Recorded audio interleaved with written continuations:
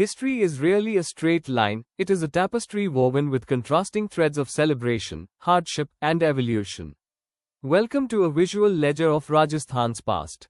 Today, we step beyond the grand palaces to explore the real cultural ledger, the shifting social practices, the binding tribal contracts, and the deeply rooted traditions of life, love, and loss that shaped this historic land. To understand this cultural landscape, we must navigate three key chapters. First, the era of reform, chronicling a massive century-long push from 1822 to 1961 to abolish archaic and harmful societal practices. Second, the indigenous social contract, where we decode the unique, parallel justice systems and marital economics of Rajasthan's local tribes. And finally, the rites of passage, mapping out the timeless, rhythmic choreography of historical alliances, weddings, and final feasts. Let us begin with the timeline of legal and social transformation.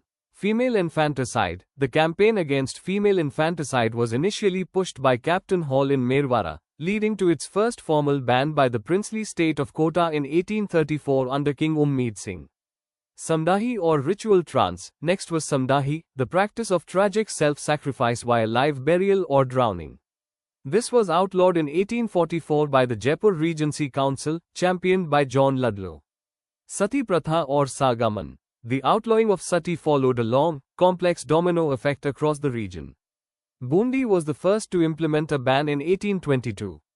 Central illegalization was passed under Lord William Bentinck in 1829, after which Alwar complied in 1830. Jaipur followed in 1845, Jodhpur in 1860, Udaipur in 1861, and finally, Kota in 1862. Beyond ritual sacrifices, the state tackled systemic socio-economic exploitation. Human trafficking, the cruel trading of war prisoners as slave commodities, was sequentially prohibited by Jaipur in 1847 via John Ludlow, then Udaipur in 1863, and Kota in 1867. Dakan Pratha, witch hunting heavily targeted women, declaring them witches and subjecting them to severe persecution, a practice highly prevalent among the Bhil and Meena tribes. It was banned in 1853 by Maharana Swarup Singh of Udaipur, though it initially sparked fierce native tribal resistance. Child marriage, forcing nuptial bonds before physical or mental maturity, was first addressed by Sir Pratap in Jodhpur in 1885. It was definitively restricted nationwide by the 1929 Sharda Act, setting a minimum legal age of 18 for boys and 15 for girls. Sagdi. Finally, the practice of lifelong forced labor to repay local moneylenders was completely eradicated by the Rajasthan Sagdi Nivaran Adhiniyam in 1961.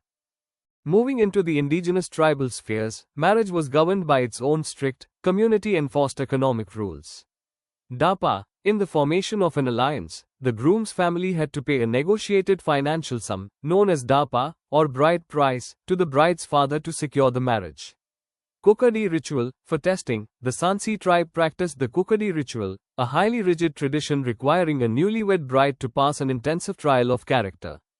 Cheda Fadna. When a marriage completely broke down, dissolution was finalized through Cheda Fadna.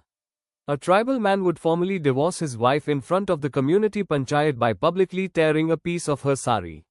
Natra, Ana. Yet, this system allowed for rebirth.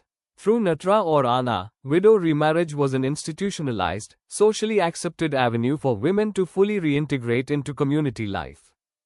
Tribal governance prioritized community balance and restorative justice over absolute punishment. Mautana, literally meaning death compensation. If a tribesman died an unnatural death, the community panchayat dictated a mandatory financial penalty that the accused had to pay directly to the deceased's family. Jhagda. Similarly, marital restitution was managed through Jhagda. If a wife chose to abandon her husband for another, the panchayat calculated a monetary reimbursement claim that the new husband was legally obligated to pay to the former spouse. Helmo. Balancing these financial penalties was Helmo, the communal anchor. This socio-economic tradition of mutual aid saw tribesmen collectively volunteer labor on a neighbor's farm or house, ensuring absolute survival through collective community effort. In non-tribal historical societies, the financial dynamics of marriage operated on a different axis. We see this in the diagnostic comparison between Tika and Reet. Tika represented formal gifts and wealth presented to the groom by the bride's family upon finalizing the alliance. Conversely, wreath consisted of reciprocal gifts, jewelry, and wealth given directly to the bride by the groom's side once the marriage was fixed.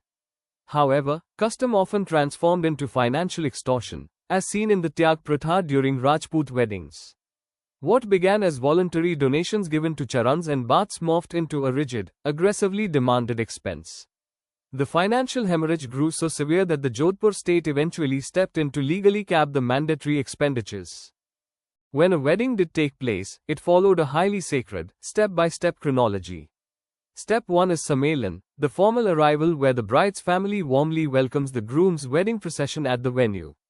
Step 2 is Pithi, the ritual of beautification, where a ceremonial paste of turmeric and flour is applied to both the bride and the groom. Step 3 is Mugdhana, the gathering of the sacred hearth. Sanctified wood used to cook the grand wedding meals is ignited, but only after formally establishing and invoking Lord Vinayak. Step 4 is Fera and feasts, the sacred vows. The couple completes 7 rounds around the holy fire, followed by 2 massive communal feasts, Jannothan, which is the groom's feast, and Badhar Ka Bhoj, the general community banquet. Step 5 is Seek, the bittersweet farewell, where final parting gifts are formally bestowed upon the bride, groom, and their accompanying relatives. And Step 6 is Aulandi, a designated woman who accompanies the newlywed bride to her unfamiliar new home, helping ease her emotional transition. Just as life was marked by communal feasts, so too was death. But history reveals a fascinating diagnostic comparison in how mortality was handled financially. On one hand, there is Mauza, the traditional posthumous death feast. Held by a family to mourn and honor a deceased relative, this obligation was frequently and severely financially draining. To counter this burden, a preemptive variation emerged, Jossa, the living feast. Here, an elderly individual would host their own commemorative banquet while still alive. By funding it themselves, they ensured all social and religious obligations were fully met without passing a crushing financial debt down to their descendants. Ultimately, time acts as a powerful filter for the cultural fabric of Rajasthan.